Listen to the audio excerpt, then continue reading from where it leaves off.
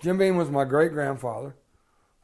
I'm the seventh generation of Beams to be involved in the bourbon industry here in Kentucky.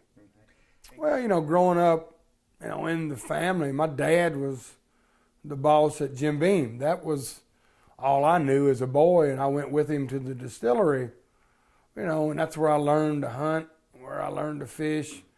I rode on the trucks, the train that came in to deliver goods, grain, and other products that they used. I would ride on the train.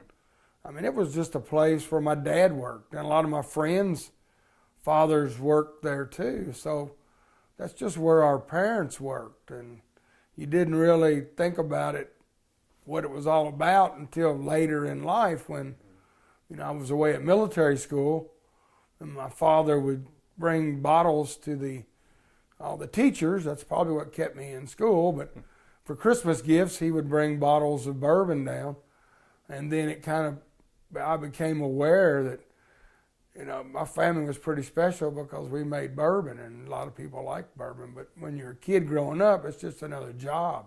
For your parents did it.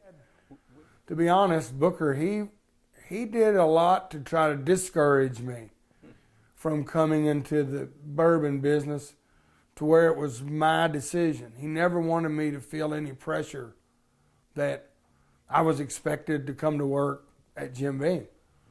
He wanted it to be my call and the decision that I wanted to do. So, he would try to paint a bad picture and, get your college education where you can do anything you want to do. You don't want to work at the distillery. You want to do something better, something different. So, but in the back of his mind, it's what he wanted me to do. But in his way, that was his way of making it be my decision and not him dragging me into it.